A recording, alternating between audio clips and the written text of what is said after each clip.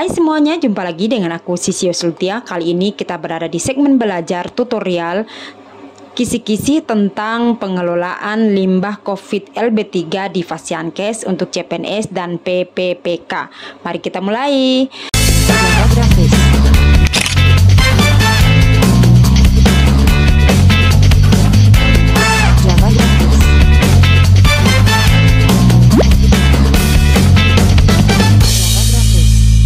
Yang pertama kita akan ngebahas tentang regulasi dan jenis limbah medis. Lalu ada juga tentang pengelolaan limbah medis COVID-19 di Fasiankes. Yang pertama adalah regulasi dan jenis limbah medis.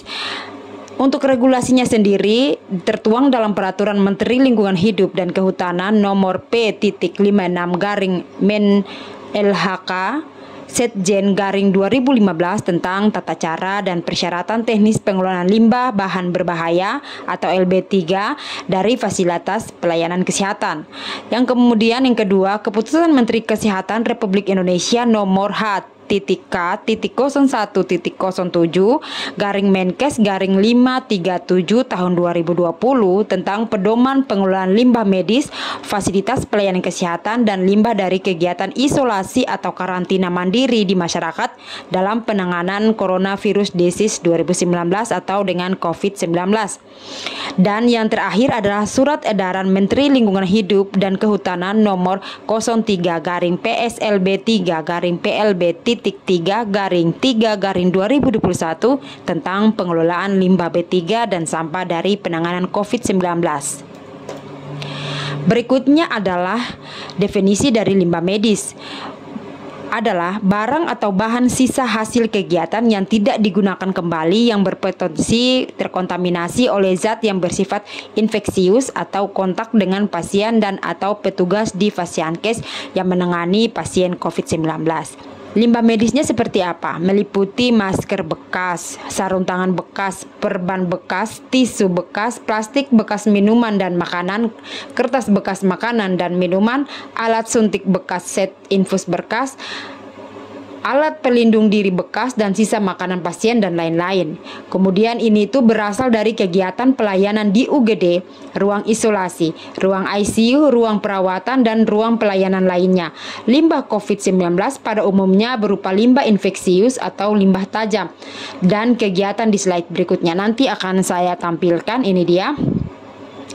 Di sini kita akan ngebahas tentang penanganan virus dan juga pengenalan limbah LB3-nya ya. Di sini kalian lihat ini tuh ada dua, nomor 1 dan nomor 2. Yang akan kita bahas di sini tuh yang di nomor 1 yang ada ditandai warna biru ini, di mana limbah B3 yang dihasilkan dari A337 datar 1, 2, 4 dan limbah B337 datar 1. Ini adalah kode ya, kode dari LB3. Teman-teman Keslim pasti paham.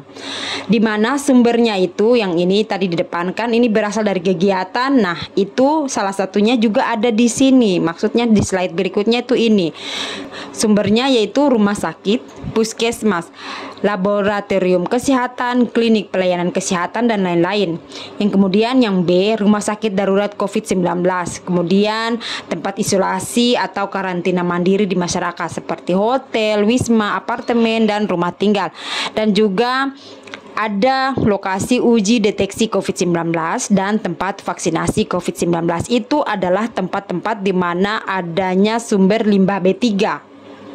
Yang di bawah kita nggak usah bahas dulu ya, karena kita lagi ngebahas tentang Fasiankes, limbah B3 di Fasiankes. Salah satunya yang di atas itu. Berikutnya ada disebutkan lagi jenis limbah medis berdasarkan karakteristiknya. Di sini kita lihat yang pertama itu limbah infeksius dan patologi.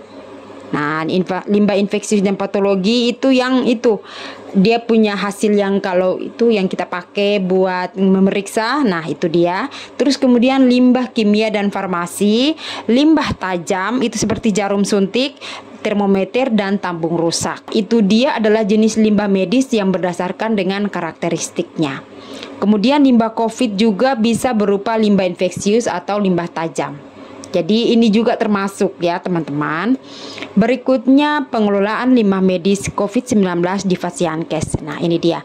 Yang pertama, pengelolaan limbah B3 di Fasiankes berdasarkan regulasi yang tadi di awal sudah saya sebutkan. Yang pertama ini adalah pemilahan atau pewadahan.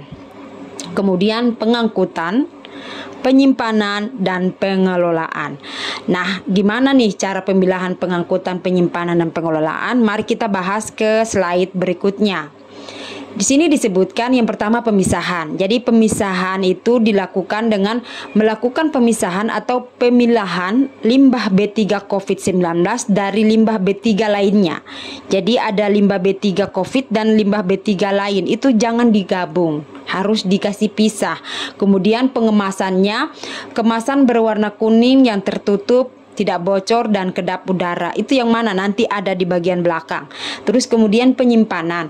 Penyimpanan limbah B3 COVID-19 itu disimpan dalam suhu kamar dan paling lama itu 2 hari sejak dihasilkan. Jadi setelah 2 hari itu harus diapain? Nanti ada di slide berikutnya.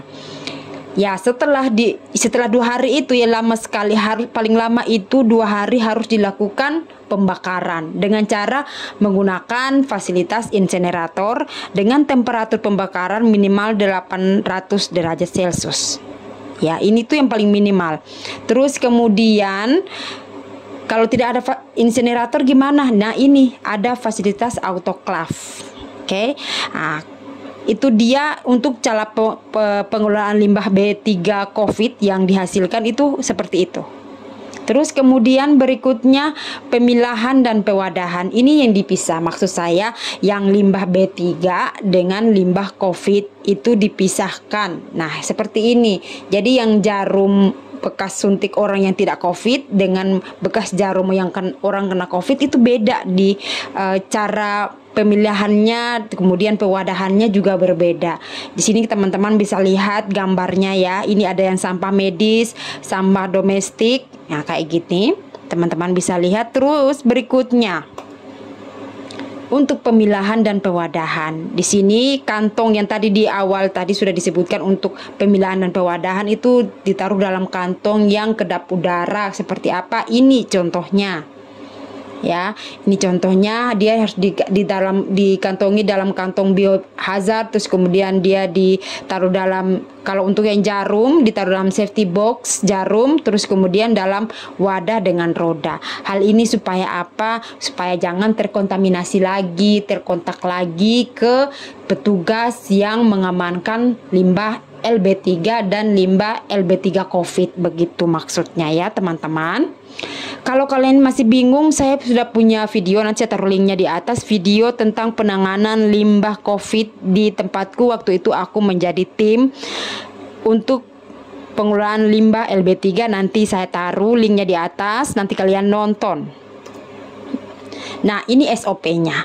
Limbah B3 medis dimasukkan ke dalam wadah yang dilapisi kantong plastik berwarna kuning yang bersimbol biohazard. Yang mana? Yang ini ya. Itu harus ada tanda. Jadi kalian paham kan ya teman-teman yang Kesling itu pasti paham banget bahwa warna merah, kuning, ungu, dan coklat itu punya kode masing-masing. Oke, jadi tempat sampah itu punya artian masing-masing ya.